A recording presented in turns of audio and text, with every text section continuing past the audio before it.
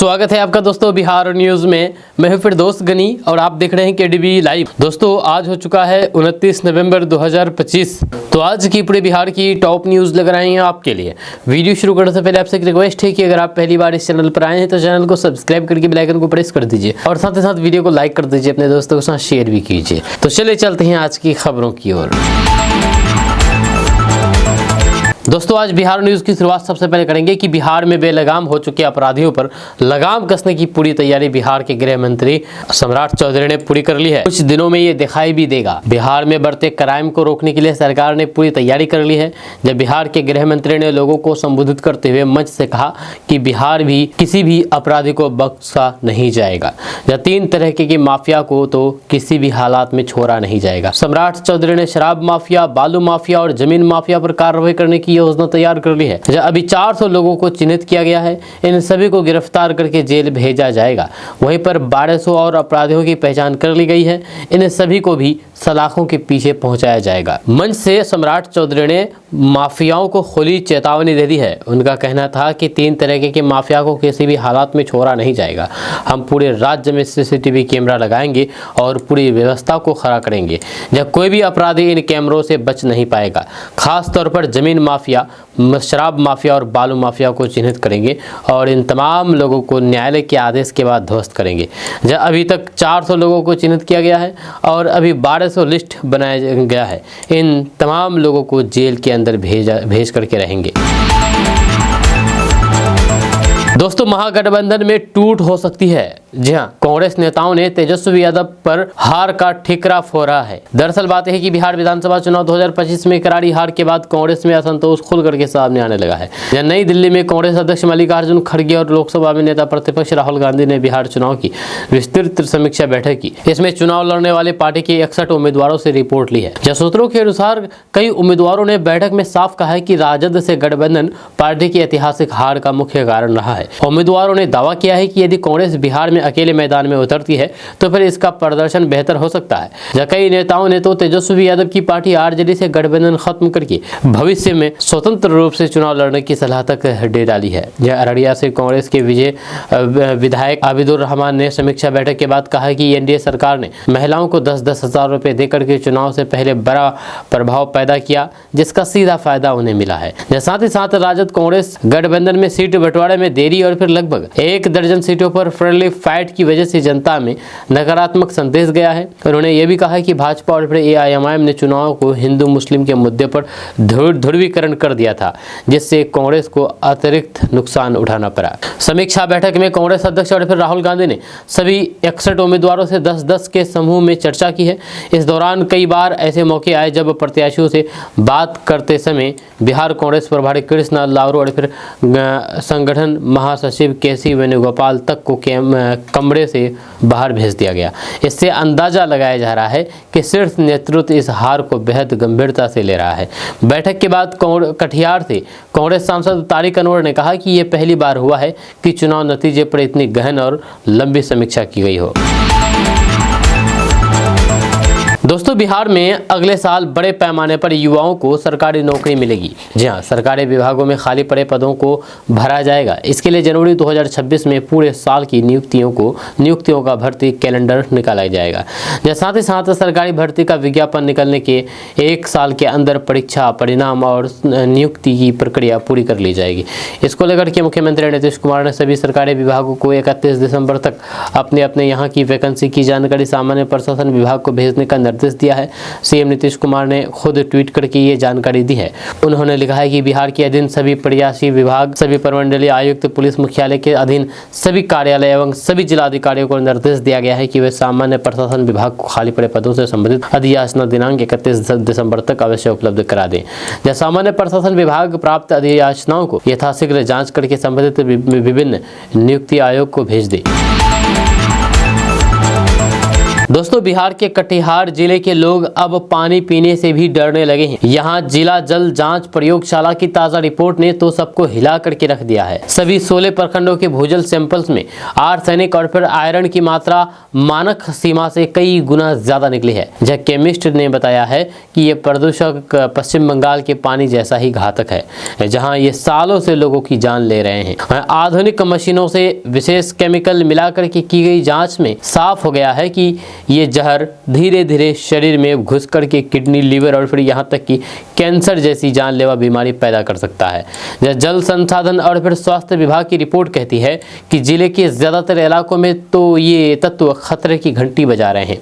ये समस्या नई नहीं है, लेकिन कटिहार में इसका फैलाव चिंताजनक है।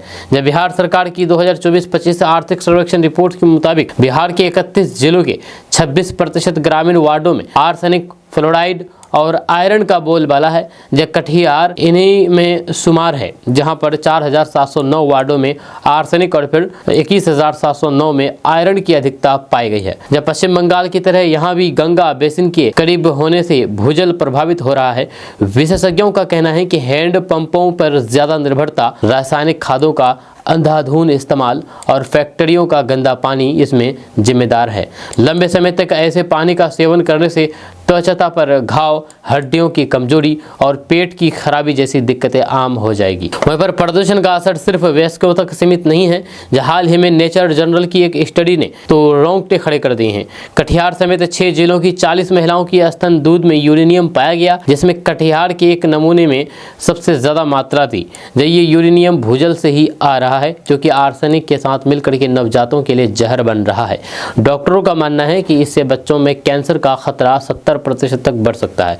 जहाँ केंद्रीय भूजल आयोग की रिपोर्ट में भी बिहार को आयरन प्रभावित 6 राज्यों में शुमार करती है। कटिहार जैसे जिले सबसे ज्यादा प्रभावित हैं। दोस्तों बिहार स्कूल एग्जामिनेशन बोर्ड ने यानी कि बीएसईबी 10वीं और फिर 12वीं के द्वितीय एडमिट कार्ड 2026 जारी कर दिए हैं।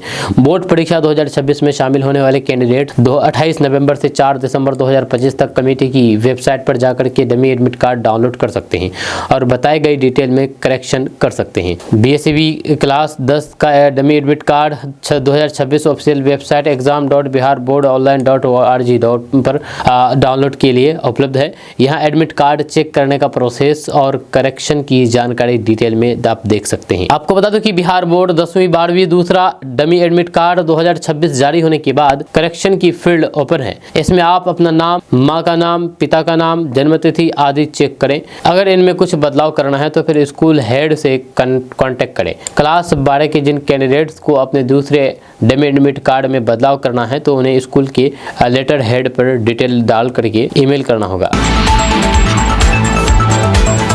दोस्तों बिहार कैडर के एक आईएएस अधिकारी ने अपना कैडर बदलवा दिया है। जब भारत सरकार द्वारा कैडर हस्तांतरण करने के बाद बिहार सरकार ने इस आईएएस अधिकारी को विरमित कर दिया है। इस संबंध में सामान्य प्रशासन विभाग की तरफ से अधिसूचना जारी कर दी गई है।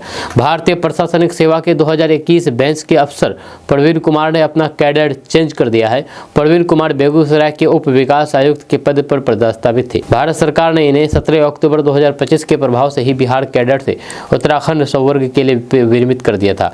केंद्र सरकार के पत्र के बाद राज्य सरकार ने 28 नवंबर के प्रभाव से प्रवीण कुमार को उत्तराखंड के लिए विरमित कर दिया है। दोस्तों बिहार के सरकारी स्कूलों में शिक्षा की गुणवत्ता को बेहतर बनाने के लिए शिक्षा विभाग ने कई नए कदम उठाए हैं।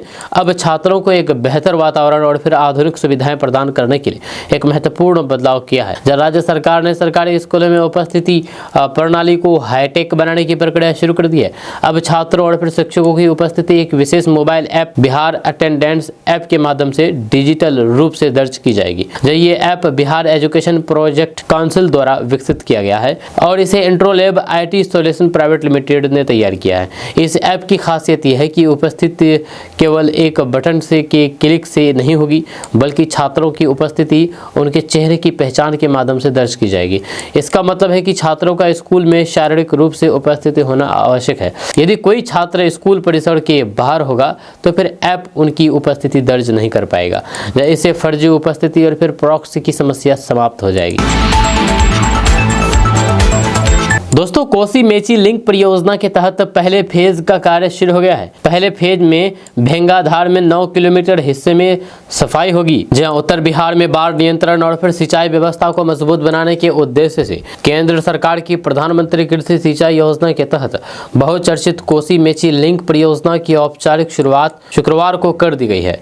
परियोजना के प्रथम चरण के तहत कटैया पावर हाउस से निकलने वाली भेंगाधार की व्यापक सफाई का कार्य शुरू कर दिया गया है, जहां पर करीब 2 दर्जन पॉकलेन मशीनों की मदद से 70 मीटर चौड़ी धारा से मिट्टी निकालने का काम तेजी से जारी है। कोसी मेची लिंक परियोजना उत्तर बिहार के लिए बड़ी राहत। उत्तर बिहार की एक महत्वपूर्ण नदी जोड़ परियोजना है, जिसके अंतर्गत कोसी नदी के अलावा पानी को मेची नदी में प्रभावित किया जाएगा। इस परियोजना के माध्यम से क्षेत्र में बाढ़ की समस्या को कम करने के साथ साथ अररिया, पूर्णिया, किशनगंज और कटिहार जिलों की लगभग 2,14,000 हेक्टेयर कृषि भूमि को सिंचाई सुविधा मिलने की उम्मीद है। परियोजना की कुल लंबाई 117 किलोमीटर है। यह सरकारी आंकड़ों के अनुसार 6282 करोड़ रुपए की लागत से तैयार की जा रही इस मेगा योजना के प्रथम चरण का टेंडर प्रक्रिया भी पूरी कर ली गई है, जहां भेंगाधार की सफाई कार्य तेजी से निर्माण एजेंसी रिक्विक्ट कंस्ट्रक्शन प्राइवेट लिमिटेड हैदराबाद को कार्य आवंटित किया गया। साइट पर मौजूद सुपरिटेंडेंट इंजीनियरिंग मोहम्मद बासा ने जानकारी दी है कि शुरुआत में भेंगाधार के 9 किलोमीटर हिस्से की सफाई की जा रही है। इस दौरान 70 मीटर चौड़ाई तक धारा की खुदाई एवं गाद हटाने का काम हो रहा है। नहर को इसके मूल बेड लेवल तक लाने के लिए कहीं 0.5 मीटर तो कहीं 1 मीटर से अधिक गहराई तक खुदाई की जा रही है। इंजीनियरों के अनुसार ये तैयारी इसलिए की जा रही है ताकि मुख्य कार्य शुरू होने पर किसानों को सिंचाई में किसी प्रकार की दिक्कत न आए।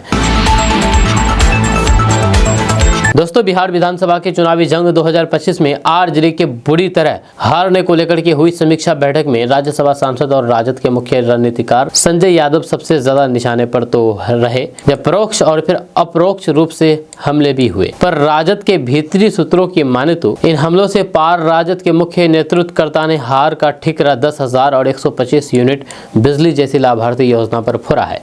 जाहिर है समीक्षा बैठक में संजय यादव पर हुए हमले से उनका कद कुछ जरूर कम हुआ है, पर इतना भी नहीं है कि संगठनात्मक ढांचे में आमूलचूल परिवर्तन के लिए वही एक कारण बने।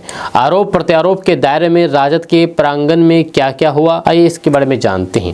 तो आपको बता दें कि विधानसभा चुनाव में राजद की हार को लेकर के इतना तो जरूर है कि तेजस्वी यादव ने उन तमाम पहलुओं को जानने की कोशिश की है जो राजद उम्मीदवारों के हार के कारण बने हैं। जो कारण निकल कर के आए वे चौंकाने वाले थे। संजय यादव के नेतृत्व में राजद के उस सर्वे टीम पर उंगली उठी जो ज़्यादातर हरियाणा के यूथ थे। या इस टीम को ये समझने में फेल्योर हाथ लगा कि राजद के लिए कौन सी सीट मजबूत है।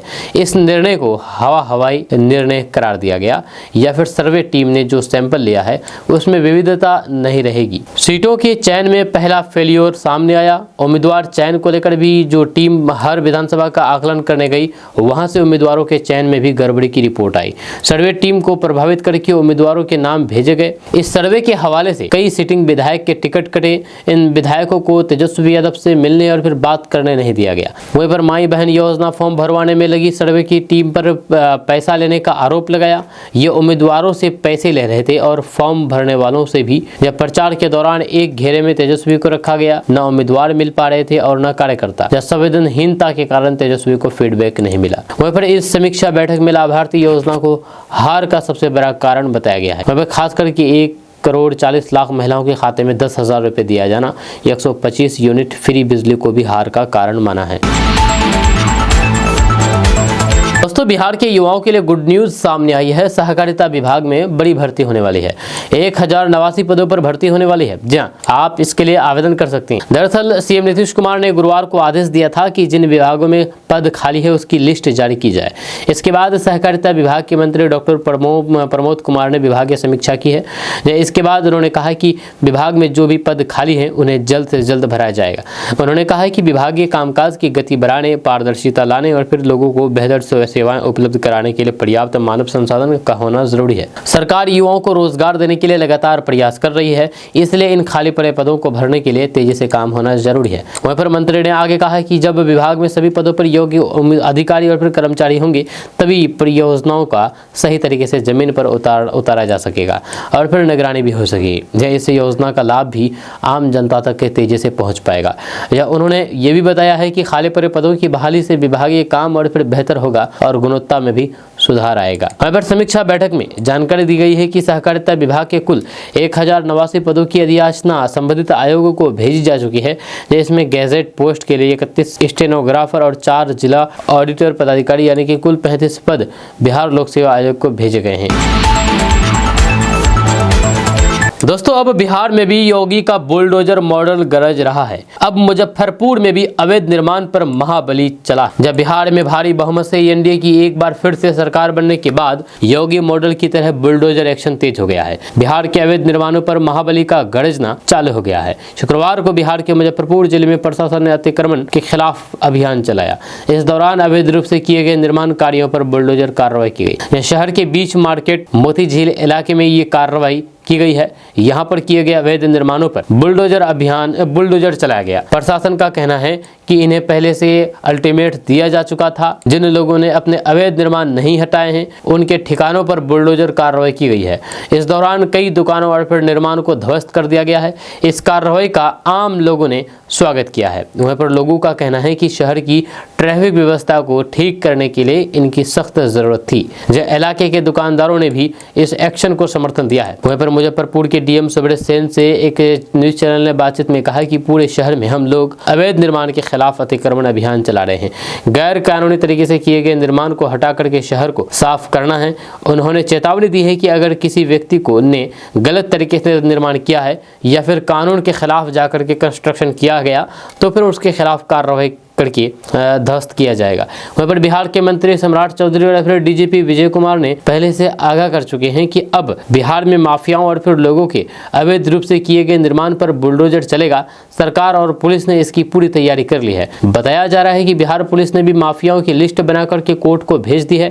जब कोर्ट से आदेश आते ही माफियाओं के ठिकानों और फिर अवैध संपत्तियों पर बुलडोजर चलाया जाएगा। वहीं पर इससे पहले पटना में बुलडोजर कार्रवाई की गई थी। इसके बाद हाईकोर्ट के आदेश पर खगड़िया में भी बुलडोजर चलाया गया। शहर में ट्रैफिक के बढ़ते दबाव और लगातार लगने वाले जाम से राहगीरों की परेशानी को देखते हुए जिला प्रशासन ने शहर में अतिक्रमण हटाओ अभियान चलाया। दोस्तों बिहार में दिसंबर में 7 दिन स्कूल बंद रहेंगे। दरअसल बात है कि दिसंबर का महीना शुरू होते ही ठंड बढ़ जाती है और बच्चों को स्कूल जाने में बहुत परेशानी होती है। ज्यादातर स्कूलों में सर्दियों की छुट्टियां 25 दिसंबर से शुरू हो जाती है। वहीं पर अगर बिहार की बात करें तो फिर अभी तक बिहार सरकार की तरफ से आधिकारिक रूप से 2025-26 सत्र के विंटर वेकेशन की घोषणा नहीं की गई है। वहीं पर बिहार में बीते सालों के आधार पर अनुमान लगाया जा रहा है कि बच्चों को 7 दिन की छुट्टियां दी जा सकती है, जिसमें क्रिसमस और गुरु गोविंद सिंह जयंती शामिल है। इस बीच शिक्षा विभाग ने सर्दी की छुट्टियों की संभावित तिथियां जारी कर दी है। बिहार में 25 दिसंबर से 31 दिसंबर तक शीतकालीन अवकाश रहने की संभावना है। हालांकि अभी तक इन तारीखों की आधिकारिक घोषणा नहीं हुई है। जब पिछले आंकड़ों को देखें तो क्लास 1 से 8वीं तक की स्कूल 7 दिनों के लिए बंद रहेंगे। अगर पिछले साल की बात करें तो फिर पिछले साल सरकार ने सर्दियों की छुट्टियों की घोषणा 26 दिसंबर से 6 जनवरी तक की थी। दोस्तों लालू के लाल तेज प्रताप यादव ने सोशल मीडिया पर एक पोस्ट पर नीतीश सरकार से नाराजगी जताई है। बिहार में हो रहे बुलडोजर एक्शन से तेज प्रताप यादव गुस्साए हुए हैं। दरअसल समस्तीपुर समेत बिहार के करीब आधा दर्जन भर शहरों में अवैध कब्जा हटाने का काम चल रहा है। ऐसे में तेज प्रताप यादव ने अपनी भड़ास सोशल मीडिया के माध्यम से निकाली है। तेज प्रताप यादव ने एक्स पर पोस्ट शेयर करके लिखा कि नीतीश सरकार में नए गृह मंत्री अपने पद को लेकर के कुछ ज्यादा ही हतोत्साहित हैं। वो ये भी भूल गए हैं कि कल तक जिस जनता जनार्दन का गुणगान गाते थे आज उन्हीं लोगों के घर परिवार उजाड़ रहे हैं। नालंदा, सीतामढ़ी, पटना, आरा जैसे अनेकों जिलों में पिछले 2 दिनों से लगातार बुलडोजर से गरीब, दलित, वंचित समुदाय के लोगों के घर को जबरन तोड़ा जा रहा है। तेज प्रताप यादव ने आगे लिखा है कि हम सभी इस बात से भली भांति जानते हैं, अवगत हैं कि नवंबर महीने से ही ठंड की शुरुआत हो जाती है। दिसंबर और जनवरी के महीने में तो कड़ाके की ठंड पड़ती है। इस ठंड के मौसम में भी मैं किसी का घर टूटने का दर्द क्या होता है ये हम सभी समझ सकते हैं, लेकिन नीतीश सरकार के नए गृह मंत्री ये नहीं समझ पा रहे हैं कि इस बुलडोजर प्रक्रिया से यहाँ की आम जनमानस के छोटे छोटे बच्चे, महिलाओं और फिर बुजुर्गों पर क्या बीत रही होगी। वहीं पर तेज प्रताप यादव ने आगे अपने पोस्ट में बड़ी चेतावनी देते हुए बिहार सरकार से बड़ी मांग की है। तेज प्रताप यादव ने लिखा है कि हम नीतीश सरकार से मांग करते हैं कि बिहार में बढ़ती ठंड, गरीबी से लाचार और बेबस लोगों के आशियानों को तोड़ने से तत्काल प्रभाव से रोक लगाई जाए। साथ ही साथ हम नीतीश सरकार से ये भी मांग करते हैं कि जिनके भी घरों को अब तक तोड़ा गया है उनके रहने की उचित व्यवस्था सहित आर्थिक सहायता राशि भी प्रदान किया जाए, नहीं तो फिर गरीबों की आंखों से निकले आंसू और फिर उनकी बद्दुआ से कोई भी नहीं बच पाएगा। जब समय आने पर एक एक आंसू का हिसाब हमारी जनता जनार्दन जरूर लेने का काम करेगी।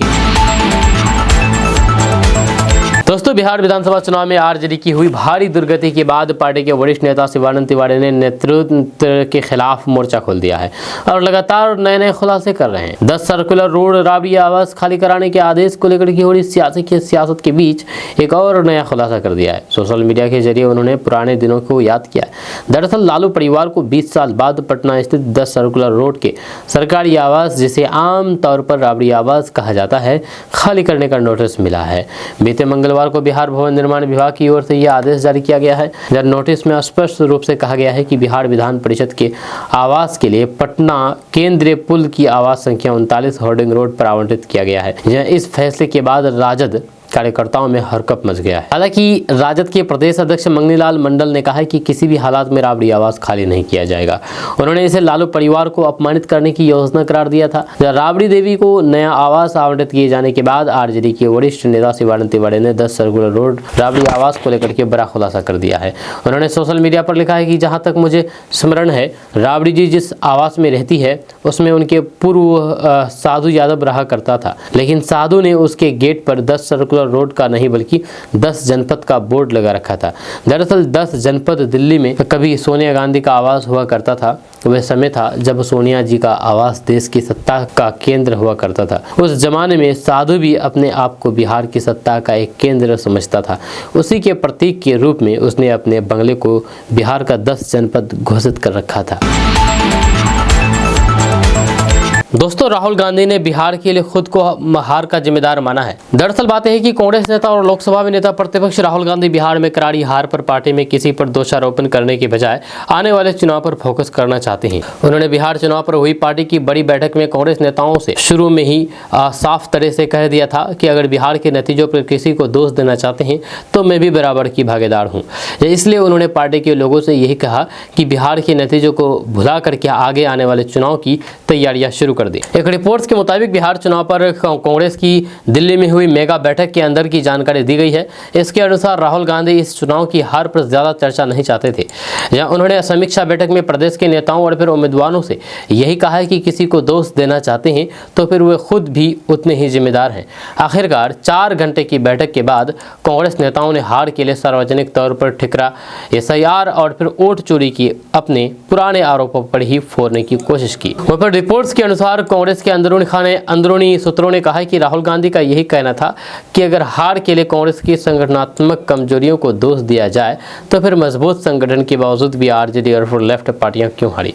सूत्रों के मुताबिक राहुल ने पार्टी के नेताओं से कहा कि चुनाव में तो जो भी दिक्कतें हुई है उसे सुधारने पर फोकस करें। एक नेता के मुताबिक उन्होंने कहा कि आने वाले महीने में कई राज्यों में चुनाव होने वाले हैं और नेताओं को उन चीज़ों पर फोकस करना चाहिए ताकि पार्टी को बिहार जैसी स्थिति का सामना नहीं करना पड़े। दोस्तों, राबड़ी आवास खाली नहीं करने की धमकी पर सरकार सख्त हो गई है। सम्राट चौधरी ने कहा कि किसी की बपोती नहीं है। जब बिहार के डिप्टी सीएम सम्राट चौधरी ने आरजेडी द्वारा राबड़ी आवास खाली नहीं करने की धमकी पर दो टूक जवाब दिया है। उन्होंने कहा कि सरकारी आवास की मालिक जनता होती है, ये किसी की बपोती नहीं। उन्होंने स्पष्ट किया है कि आरजेडी सुप्रीमो लालू प्रसाद यादव के परिवार से उनका कोई भी व्यक्तिगत झगड़ा नहीं है।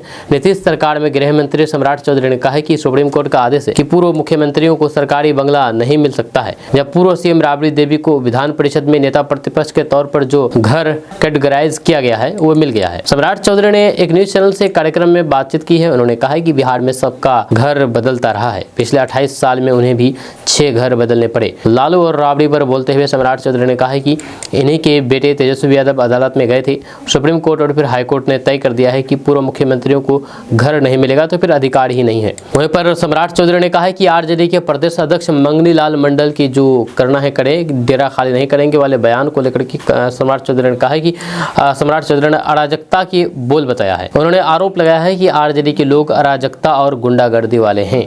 वह कैसे बोल सकते हैं कि सरकारी आवास नहीं छोड़ेंगे। उन्होंने स्पष्ट कर दिया है कि बिहार कानून व्यवस्था वाला राज्य है जहां उन्हें सरकार ने ही आवास दिया था, अब दूसरा दे दिया है। जब सरकार का काम है कि नेता विरोधी दल को सम्मान देंगे, उन्हें पहले से बड़ा घर दिया जा रहा है। दोस्तों, बिहार में मुख्यमंत्री महिला रोजगार योजना के तहत मुख्यमंत्री नीतीश कुमार के घर कर कमलों से बिहार की 10 लाख जीविका दीदियों को 10-10 हजार रुपए प्रति लाभार्थी की दर से कुल 1000 करोड़ रुपए की राशि ट्रांसफर कर दी गई है। इसमें भागलपुर जिले की भी 10,000 से अधिक महिलाएं शामिल है। भागलपुर जिले में मुख्यमंत्री महिला रोजगार योजना के अंतर्गत अब तक कुल 4,28,086 महिलाओं को लाभान्वित किया जा चुका है। जैसे इन लाभान्वित महिलाओं के खाते में कुल 428 करोड़ रुपए ट्रांसफर किए गए हैं। जहाँ शुक्रवार को आयोजित किए गए कार्यक्रम में 10,000 से अधिक अतिरिक्त महिलाएं इस योजना के तहत लाभान्वित हुई है, जिससे उनके बैंक खाते में 10 करोड़ रुपए से अधिक राशि भेजी गई है। जिला मुख्यालय स्थित समीक्षा भवन के अलावा सभी प्रखंड मुख्यालय एवं जीविका संकुल संघों के में कार्यक्रमों का लाइव वीडियो प्रसारण किया गया। दोस्तों, किशनगंज शहर में हमेशा जाम से लोग परेशान रहते हैं। यह किशनगंज शहर जाम से करा रहा है और हालात दिन ब दिन बद से बदतर होती जा रही है। कैलटेक्स चौक से धर्मगंज चौक तक कभी भी निकल जाइए, सड़कें मानो की पहेली बन जाती है, जिसमें फंसे लोग घंटों तक निकलने का रास्ता खोजते रह जाते हैं। अब बढ़ती आबादी, बढ़ते वाहन और जीरो प्लानिंग शहर की ये तिहरी मार अब लोगों की रोजमर्रा की जिंदगी का हिस्सा बन चुकी है। सबसे बड़ी समस्या यह है कि पुलिस और प्रशासन सिर्फ कोशिश कर रहे हैं, समाधान नहीं। जब रेलवे फाटक खुलते ही सारा ट्रैफिक एक साथ सड़क पर उतर जाता है और मिनटों में घंटों का जाम बन जाता है। लोग बताते हैं कि ई रिक्शा चालकों की मनमानी, सड़क पर दुकान सजा करके बैठ जाने वाले फेरी वाले और जहां तहां खड़े वाहन, ये सब मिलकर के शहर की रफ्तार को ब्रेक लगा देती हैं। स्कूल बसें और फिर एम्बुलेंस भी जाम में फंसती है और दोपहर के वक्त हालात और भी खराब हो जाता है। स्कूल की छुट्टी के वक्त बसें जाम में दम तोड़ देती है। एम्बुलेंस को भी घंटों तक रास्ता नहीं मिलता है और फिर कई बार मरीजों की हालात बिगड़ जाती है। राहगीरों का कहना है कि तपती धूप और फिर जाम में फंसे रहने से चक्कर आने, सिर दर्द और थकान की शिकायतें आम हो चुकी है। ये वहीं पर अतिक्रमण हटाओ फिर कब्जा जमा लो, ये नियम बन चुका है। सब्जी मंडी से लेकर के मुख्य मार्केट तक जहां तहां अतिक्रमण हटाने की कार्रवाई होती है, लेकिन दुकानदारों के लिए ये सिर्फ घंटों की परेशानी है। अगले ही दिन पुरानी स्थिति वापस आ जाती है। शहर में ट्रैफिक रूट प्लान आज तक नहीं बना है और न ही यातायात थाना में पर्याप्त पुलिस बल है। यही वजह है कि कार्रवाई कागज पर ज्यादा और मैदान में कम होती है। वहीं पर ई रिक्शा और फिर जुगाड़ गाड़ियों पर कार्रवाई आधे रास्ते में रुकी है। जब परिवहन विभाग ने कुछ समय पहले बिना रजिस्ट्रेशन वाले ई रिक्शा और फिर जुगाड़ गाड़ियों के खिलाफ अभियान चलाया था, कई वाहनों पर जुर्माना भी लगा, लेकिन अभियान वहीं पर ठंडा पड़ गया। जिला परिवहन पदाधिकारी दीक्षित श्वेतम बताते हैं कि बड़ी संख्या में ई रिक्शा बिना दस्तावेजों के सड़क पर दौड़ रहे हैं। खास बात है कि पश्चिम बंगाल से आए कई रिक्शों में चेसिस नंबर तक नहीं मिलता है, जो सुरक्षा के लिए बड़ा खतरा है। वहीं पर अब 7 करोड़ की योजना, नए तरीके पुल का ऐलान। नगर परिषद ने अब दावा किया है कि जाम कम करने के लिए शहर में 3 नए पुल बनाए जाएंगे। पहला पुल माधवनगर सब्जी मंडी से पीलखाना रोड तक, दूसरा पुल रहमत नगर से पथार बस्ती की ओर, तीसरा पुल पश्चिम पाली राइस मिल की ओर जाने वाले मार्ग को जोड़ने के लिए। इन पुलों से कई इलाकों में वैकल्पिक रास्ता मिल जाएगा, जिससे जाम में थोड़ी राहत की उम्मीद है। लेकिन बड़ा सवाल ये है कि क्या ये पुल सच में जाम हटाएंगे या फिर बाकी शहर की तरह ये भी कागज पर प्लान बन करके रह जाएंगे। क्योंकि जब तक सड़कों पर अतिक्रमण हटाने और फिर ई रिक्शा संचालन को नियंत्रित करने की ठोस रणनीति बनेगी, किशनगंज में जाम की ये कहानी हर दिन इसी तरह दोहराई जाती रहेगी। आपका इसके बारे में क्या कहना है, नीचे कमेंट बॉक्स में कमेंट करके जरूर बताइएगा। किशनगंज वालों सावधान हो जाइए, एकदम बिल्कुल सावधान हो जाइए, क्योंकि शहर में सोना चांदी ठग गिरोह सक्रिय हो चुका है और पिछले 10 दिनों में यह तीसरी बड़ी ठगी की घटना सामने आई है। जब किशनगंज में लगातार महिलाएं निशाना बनाने जा रही है, महिलाओं से सोना चांदी ठगा जा रहा है। जब महिलाएं सबसे ज्यादा इनके निशाने पर हैं और यही वजह है कि इलाके में डर का माहौल बन गया है। आज की घटना स्टाइल बाजार मॉल के पास हुई है, जहां 2 ठगों ने प्लानिंग के तहत एक महिला को अपनी बातों में उलझा करके उसके सोने के गहने गायब कर दिए। जब इससे पहले 18 तारीख को रायगंज, फिर 22 तारीख को सुभाषपल्ली और अब आज किशनगंज, यानी कि ये गैंग लगातार शहर और फिर आसपास के इलाकों में घूम घूम करके महिलाओं को टारगेट कर रहा है। अब सवाल है कि आखिर ये ठग काम कैसे कर रहा है। तो आपको बता दूं कि 18 तारीख को रायगंज में महिला के साथ यही तरीका अपनाया गया। पहले ठगों द्वारा महिलाओं को बातों में उलझाना, फिर डराना, फिर अशुभ और दुर्भाग्य के नाम पर जेवर उतारवाना और मौका मिलते ही फरार हो जाना। रायगंज एसएचओ को शक था कि बदमाश बस से किशनगंज की तरफ भागे हैं, यानी कि इस घटना के बाद जब रायगंज एसएचओ को घटना की जानकारी मिली तो उनको शक था कि बदमाश किशनगंज की तरफ भागे हैं बस से। उन्होंने संदिग्ध आरोपी का फोटो एसआई संजय कुमार को भेजा, लेकिन उन्हें यह नहीं पता था कि एसआई संजय कुमार अब किशनगंज में पोस्टेड नहीं है। ये फोटो अब पूरे इलाके में वायरल है, जो कि आप अपने मोबाइल स्क्रीन पर तस्वीर देख रहे हैं। हमें ये फोटो और ये जानकारी एसआई संजय कुमार ने दी है। एसआई संजय कुमार ने लोगों से आह्वान किया है कि इस चेहरे को पहचानिए और हो सकता है कि ये इसी गिरोह का सदस्य हो सकता है। एसआई संजय कुमार ने सभी लोगों को सतर्क रहने की अपील की है। कहा है कि कोई भी व्यक्ति, कोई भी संदिग्ध व्यक्ति अगर आपसे बातें करते हैं तो आप संभल जाइए। खास करके महिलाओं को संभलने के लिए कहा गया है। कहा जा रहा है कि महिलाओं को हिप्नोटाइज करके अपनी बातों में उलझा लिया जाता है ठगों द्वारा और फिर उनसे गहने लेकर के फरार हो जाते हैं। तो एसआई संजय कुमार ने सभी महिलाओं को सावधान रहने की सलाह दी है। आज की घटना स्टाइल बाजार मॉल के पास एक महिला के साथ ठगी की है। जब पीड़िता महिला गीता देवी अपने घर जा रही थी, तभी 2 अनजान लोग रास्ते में मिले। दोनों ने उन्हें अशुभ और फिर नकारात्मक बातें कह करके डराना शुरू कर दिया। फिर धीरे धीरे उन्हें सम्मोहन जैसे प्रभाव में ला दिया। महिला अपनी सुध बुध खो बैठी और उनके साथ चलने लगी। ठगों ने कहा कि शरीर पर धातु रखना दुर्भाग्य लाता है, इसीलिए जेवर उतार दे। तो गीता देवी ने उनके कहने पर 2 सोने के बाला, 1 सिकरी चैन, 1 जोड़ी टॉप्स उतार करके बैग में रख दिया। जैसे ही उन्होंने पीछे मुड़ करके देखा तो ठग गायब मिला। जब घर पहुंच करके उन्होंने परिजनों को बताया और फिर सदर थाना में शिकायत दर्ज कराई। जब सदर थाना अध्यक्ष अभिषेक कुमार रंजन ने मामले की जांच शुरू करने की पुष्टि की है। सुभाषपल्ली चौक पर भी 2 लोगों ने बिल्कुल भी इसी तरीके से एक महिला की सोने की चैन, बाला और फिर अंगूठा ठग ली थी। जब उस मामले में महिला के पति सुदीप्तो दास ने एफआईआर दर्ज कराई थी। वहीं पर लगातार 3 घटनाओं से इलाके की महिलाएं अब बाहर निकलने से डर रही है। दोस्तों, किशनगंज के लगभग सभी ब्लॉकों में बहुत धीमी गति से काम किया जा रहा है। जब भी किसी काम के लिए आप आरटीपीएस काउंटर जाते हैं या फिर ऑनलाइन करते हैं तो फिर आपका आवेदन बहुत देर तक लंबित पड़ा रहता है, यानी कि बहुत देर तक होल्ड किए हुए रहता है। इसका कारण भी अब सामने आ गया है। दरअसल किशनगंज में आरटीपीएस पोर्टल पर लंबित आवेदनों की संख्या अब प्रशासन के लिए बड़ी चुनौती बनती जा रही है। जिलाधिकारी विशाल राज यानी कि किशनगंज डीएम विशाल राज द्वारा की गई समीक्षा बैठक में यह खुलासा हुआ है कि अलग अलग विभागों में हजारों आवेदन समय सीमा के भीतर और उससे बाहर लंबित पड़ा हुआ है, जिससे लोक सेवाओं का अधिकार अधिनियम 2011 के पालन पर गंभीर सवाल खड़े हो रहे हैं। यह समीक्षा में सामने आए आंकड़े ये दर्शाते हैं कि कई विभाग समय पर सेवाएं देने में नाकाम साबित हुए हैं, जबकि कुछ विभागों ने अपेक्षाकृत बेहतर प्रदर्शन किया है। सबसे चिंताजनक स्थिति सामान्य प्रशासन विभाग की है, जहां पर जातीय आय, आवासीय, ईडब्ल्यूएस और फिर ओबीसी प्रमाण पत्र से जुड़े हुए कुल 10,368 आवेदन अभी भी समय सीमा के भीतर लंबित है। इसमें सबसे ज्यादा 2539 आवेदन ठाकुरगंज अंचल के अटके पड़े हैं, जबकि जिलाधिकारी कार्यालय में सिर्फ 43 आवेदन पड़े हैं। ये असमानता साफ दिखाती है कि कुछ अंचलों में कार्य की गति बहुत ही धीमी है। वहीं पर इसके अलावा समय सीमा से बाहर लंबित आवेदनों की कुल संख्या 1,53,254 तक पहुंच गई है, जिनमें से 52,970 आवेदन अकेले किशनगंज जिले में लंबित है। यह आंकड़ा बताता है कि पिछले कई तारीखों से फंसे आवेदन अभी तक निपटाए नहीं गए हैं। राजस्व एवं भूमि सुधार विभाग में 24 ऑफलाइन आवेदन समय सीमा के भीतर लंबित पाए गए हैं, जबकि 18 आवेदन समय सीमा पार कर चुके हैं। खास बात यह है कि दिगल बैंक में इस श्रेणी में के सबसे ज्यादा 19 आवेदन लंबित है। वहाँ पर खाद्य एवं उपभोक्ता संरक्षण विभाग यानी कि राशन कार्ड में भी स्थिति बेहतर नहीं है। विभाग में 3283 ऑनलाइन आवेदन समय सीमा के भीतर लंबित है, जबकि ठाकुरगंज में 611 और टेरागाज में 207 आवेदन शामिल है। वहीं पर इस विभाग में 17,248 आवेदन समय सीमा से बाहर हो चुके हैं, जो कि अत्यंत चिंताजनक है। वहीं पर समाज कल्याण विभाग में 123 आवेदन समय सीमा के भीतर लंबित पाए गए हैं। दोस्तों, आप जो अपने मोबाइल स्क्रीन पर तस्वीर देख रहे हैं, वीडियो देख रहे हैं, ये तस्वीर ये वीडियो सीमांचल के कटिहार के बलरामपुर से है। वही बलरामपुर जहां पे AIMIM इस बार सबको चौंका दिया था अपना प्रदर्शन से।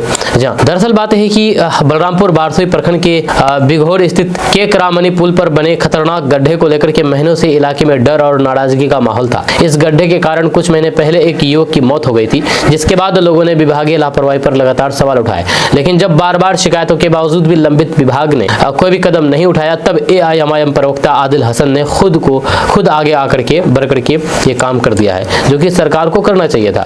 जब पुल पर मौजूद गड्ढा इतना गहरा था कि 2 पहिया वाहनों के लिए रोजाना जान जोखिम में डाल करके गुजरना पड़ता था। हादसे का डर हमेशा बना रहता था, लेकिन विभाग चुप्पी साधे रहा। इस बीच आदिल हसन आजाद ने निजी यानी कि अपना खुद के खर्च से उस गड्ढे को भरवाने का फैसला लिया और फिर कुछ ही घंटों में काम पूरा कर दिया गया। जब उनकी इस पहल से स्थानीय लोगों ने राहत की सांस ली है और फिर अब पुल पर आवागमन पहले की तुलना में कहीं ज्यादा सुरक्षित हो गया है। जहां आदिल हसन आजाद ने मौके पर कहा कि आवाम की सुरक्षा सबसे ऊपर है। ये पहल किसी तारीफ के लिए नहीं, बल्कि लोगों की जान बचाने के लिए की गई है। जब विभाग काम नहीं कर रहा था तो फिर चुप बैठना संभव नहीं था। आगे भी जहां जरूरत होगी हम मदद के लिए खड़े रहेंगे। जहां उनका ये बयान लोगों के बीच काफी सराहना पा रहे हैं।